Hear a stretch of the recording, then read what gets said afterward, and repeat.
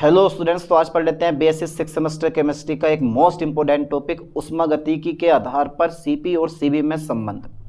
आपने सीपी और सीबी में संबंध पढ़ रखा होगा, लेकिन आज जिस ट्रिक से मैं पढ़ाऊंगा ना, समझो मज़ा ही आने वाला है। पेपर सेकंड है, यूनिट फर्स्ट है, और यूनिट फर्स्ट का नाम है थर्मोडाइनमिक फर्स्ट का एक मोस्ट इंपोर्टेंट टॉपिक है। चलिए साहब मैं स्टार्ट कर देता हूँ। ठीक है, डाल दो पहले मैं हेडिंग के भाई क्या होता है ये रिलेशन बिटवीन रिलेशन। ठीक है सर, रिलेशन बिटवीन, अरे बहुत ही इंपॉर्टेंट और इजी टॉपिक है relation between CP and CB. अब सीपी एंड सीबी क्या होते हैं, कौन दोनों में से बड़ा होता है, आपको शायद ना पता हो तो डिस्क्रिप्शन में वीडियो का लिंक डाल दूंगा, वहां से आप सीपी और सीबी के बारे में देख सकते हो। कंप्लीट टॉपिक है। ठीक है, चलिए साहब सीपी एंड सीबी में रिलेशन आपको प्रूफ करना है। ओके, कि सीपी और सीबी में क्या संबंध होता है। चलिए साहब मैं स्टार्ट कर देता हूँ बिना टाइम गवाए। देखो, जो आपका सीपी होता है, इस सीपी का एक छोटा सा फॉर्मूला आता है del H upon del T. ठीक है, del H upon del T at constant pressure P. H4 होता है यहाँ पे एंथैल्पी। H4 क्या होता है, enthalpy. Enthalpy H equal to होता है E प्लस पी बी। तो जब तक आप एंथैल्पी और इंटरनल एनर्जी के बारे में नहीं जानोगे, शायद मेरे ख्याल से सीपी और सीबी में रिलेशन प्रूफ नहीं कर पाओगे।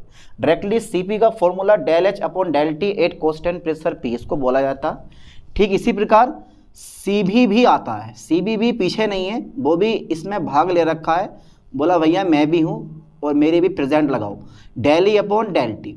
ठीक है, एट कांस्टेंट वॉल्यूम भी। ठीक है, ध्यान देना ये क्या है, at constant pressure. Eight constant pressure यानी कि heat capacity, eight constant pressure and heat capacity eight constant volume. ठीक है, चलिए साहब एक चीज़ मैं और बता दूं आप लोगों को कि जो सीबी होता है, यानी कि स्थिर आयतन पर किसी सिस्टम को आप जितनी एनर्जी देते हो वो सब की सब इंटरनल एनर्जी बढ़ाने में खर्च हो जाती है। जबकि स्थिर दाब पर आप जितनी भी एनर्जी देते हो, ठीक है, जितनी भी हीट आप देते हो, वो दो भागों में खर्च होती है। एक तो इंटरनल एनर्जी बढ़ाने में और दूसरा एक्सटर्नल वर्क करने में, जिसकी वजह से सीपी की जो वैल्यू होती है वो सीबी से ज़्यादा आती है। चलिए साहब यहाँ से मैं डायरेक्टली इसको लिख देता हूँ सीपी माइनस सीबी। ठीक है, del H upon del T.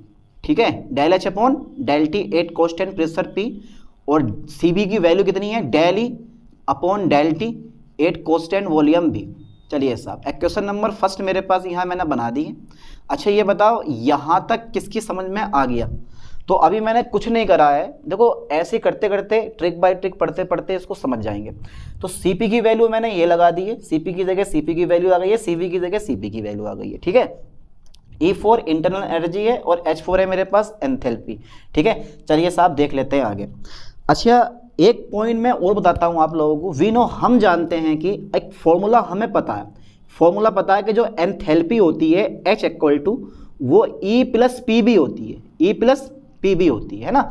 अब क्या है कि भाई स्थिर दाब पर, ठीक है ध्यान देना मेरे लाइन पे, स्थिर दाब पर करना क्या आपको, स्थिर दाब पर ताप के सापेक्ष, ठीक है ताप के सापेक्ष अपकलन करने पर, सापेक्ष अपकलन करने पर, बेटा आप ताप के सापेक्ष अपकलन कर दो, अपकलन करने पर। अच्छा ये टॉपिक आपको डिफिकल्ट तो नहीं लग रहा है ना, है भाई जरा बताओ मुझे, ये टॉपिक डिफिकल्ट तो नहीं लग रहा है ना, है ही नहीं डिफिकल्ट, बिल्कुल इजी टॉपिक है, 2 रुपए के इजी से भी इजी है। तो ये जो एंथैल्पी होती है वो H equal to E plus P V, इसकी डेफिनेशन आप याद कर लेना। ये टॉपिक मैंने नहीं पढ़ाया है, एंथैल्पी भी नहीं पढ़ाई है, इंटरनल एनर्जी भी नहीं पढ़ाई है, डायरेक्टली मैं मोस्ट इंपोर्टेंट टॉपिक पर आ गया हूँ, क्योंकि इतना टाइम है नहीं आपके पेपरों का जो A to Z टॉपिक आपको पढ़ाए जाए पर चैप्टर। ठीक है, बस वही मोस्ट क्वेश्चन जो इस साल पेपर में आएंगे और यही पेपर में आने वाले भी हैं। चलिए साहब मैं इसको आगे बढ़ाता हूँ। तो मुझे क्या करना है, देखो स्थिर दाब पर ताप के सापेक्ष अपकलन कर देना, यानी कि दाब हमारा कांस्टेंट रखना है। ठीक है, del H upon del T, ताप के सापेक्ष कर रहा हूं मैं, एट कांस्टेंट प्रेशर पी और इक्वल टू डेल ई। ठीक है sir, del E upon del T. देखना जरा कोई मिस्टेक ना हो जाए, अगर मिस्टेक हो रही है तो मुझे बताना जरूर। ठीक है, और ये आ जाएगा मेरे पास, चलो प्रेशर है, मैंने यहाँ पे कांस्टेंट प्रेशर लिया तो प्रेशर ही रहेगा। अब प्रेशर तो मेरे पास कांस्टेंट है, अब इसमें फर्स्ट एंड सेकंड मत लगाना, क्योंकि जो बच्चे मैथमेटिक्स वाले हैं वो फर्स्ट एंड सेकंड घुस देते हैं इसमें, क्योंकि प्रेशर तो हमारा कांस्टेंट है और जो चीज़ कांस्टेंट होता है उसका अपकलन कभी होता ही नहीं है, उसको हम बाहर लिख लेते हैं। तो प्रेशर हमारा कांस्टेंट है, del V upon del T, 8 constant pressure मेरे पास क्या जाएगा बेटे, पी आ जाएगा। ठीक है, ये आ गया। ठीक है, अब मैं क्या करूँगा, देखो समीकरण 1 से, फ्रॉम इक्वेशन फर्स्ट, समीकरण 1 से आप ले लो, समीकरण 1 से क्या ले लो सर, कुछ तो ले लो। समीकरण 1 से बहुत बड़ा टॉपिक होने वाला है, पर डर घबराओ मत, है इजी। समीकरण 1 से मैं क्या करने वाला हूँ, अब आपके माइंड में एक विचार आ रहा होगा, बोला सर जो ये वैल्यू आई है हमारी, आपने ये तो कर दिया, 8 constant pressure del V upon del T इस दाब पर। ठीक है, चलिए साहब इसकी जगह मैं ये रख दूंगा, रख दूं, कोई दिक्कत तो नहीं है? अगर कोई दिक्कत पड़ रही है तो मुझे बताओ सर, ये दिक्कत पड़ रही है, कोई दिक्कत होगी नहीं किसी भी टाइप की।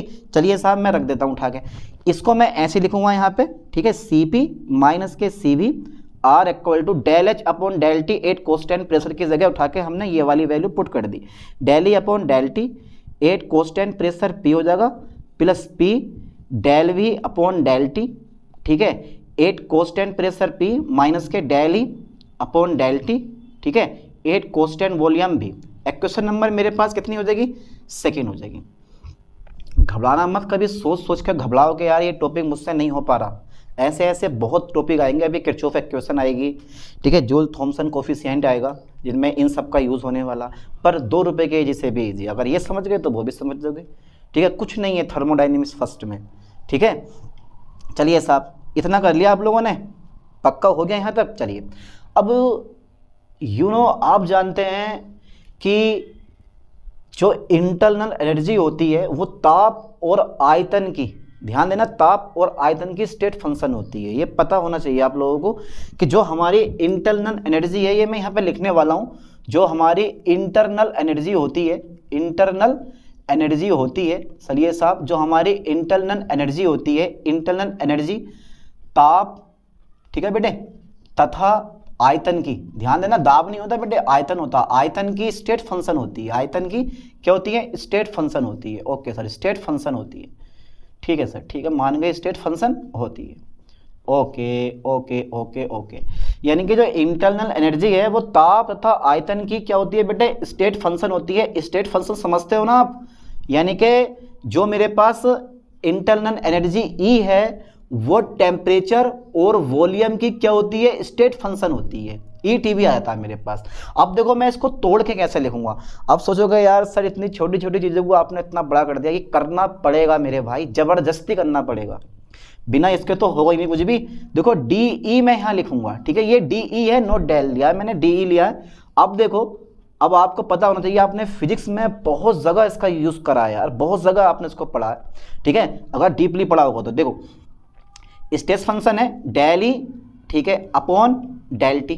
ठीक है, 8 कांस्टेंट वॉल्यूम भी, 8 कांस्टेंट वॉल्यूम भी, और इधर भी आप डेल टी से क्या कर दोगे, मल्टीप्लाई कर दोगे, प्लस देखो सेम कहानी। अब मैंने देखो एक बार मैंने डेल ई, अब मैं एक बार डेल वी ले लूंगा, ले लिया मैंने del V, 8 constant temperature T और डेल वी से मल्टीप्लाई करा दूंगा, ये और ये दोनों कट जाएंगे, ये और ये दोनों हमारे कट जाएंगे। ठीक है, ध्यान देना, जितना जो नीचे होता है सेम उसी से मल्टीप्लाई की जाती है, जो नीचे सेम होता है उसी से मल्टीप्लाई की जाती है, और मैंने भी वही किया। समझ में आ रहा ना टॉपिक ये वाला यार, इतना इजी तरीके से मैं बता रहा हूँ, मेरे ख्याल से इसको समझ में आ रहा होगा आप लोगों के। चलिए साहब देखते हैं इस चीज़ को।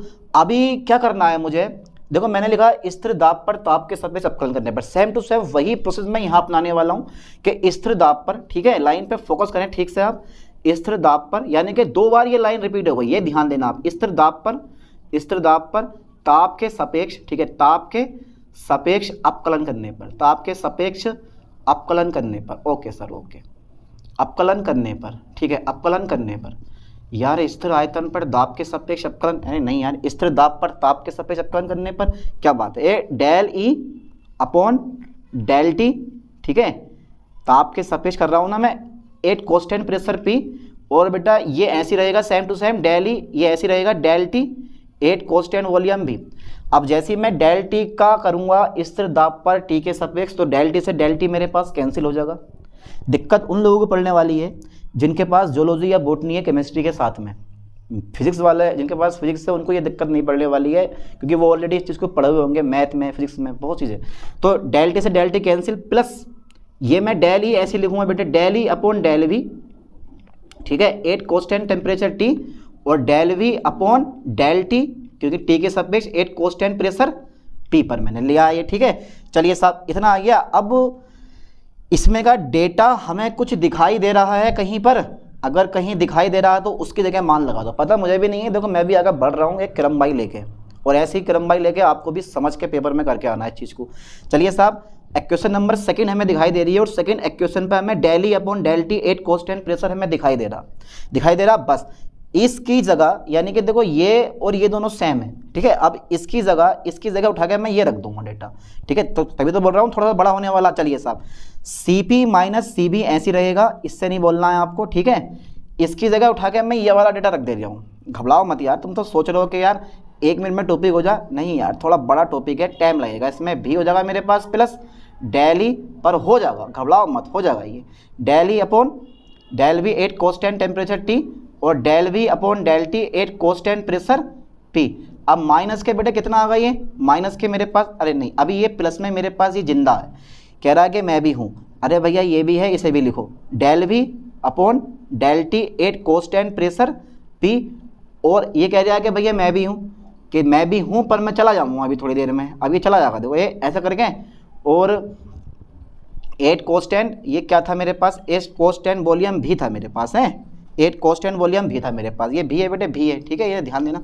अब क्या होगा, अब कुछ नहीं होगा, अब थोड़ा सा जो है ना काटाफाटी होगी, ये से ये कट जाएगा हमारा। ठीक है, देखो ये भी प्रेशर है और ये भी मतलब ये भी वॉल्यूम है और ये भी मेरे पास वॉल्यूम है, तो ये से ये कट गया, दोनों सेम है। अब बचा क्या मेरे पास, बचा क्या सर, बचा मेरे पास कौन सा बेटे डाटा, देखो ये ध्यान देना, ये बच रहा है, दिख रहा है ना, चलो मैं ब्लू से लिखूंगा, ये बच रहा है मेरे पास और एक ये बच रहा है। चलिए साहब, del E upon del V, अब ये हो चुका है, फिर बस थोड़ा सा रह गया।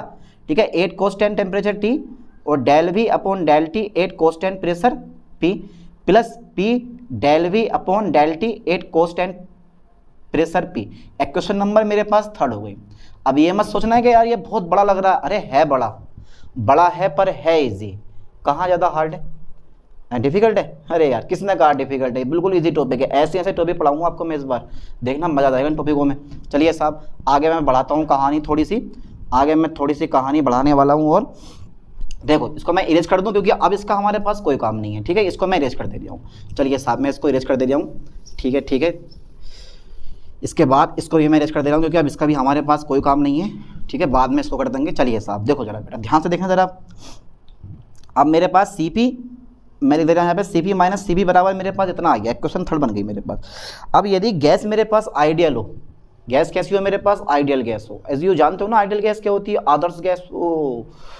आदर्श गैस जो बॉयल के नियम, चार्ल्स के नियम, दाब के नियम का पालन करती है, आदर्श गैस कहलाती है।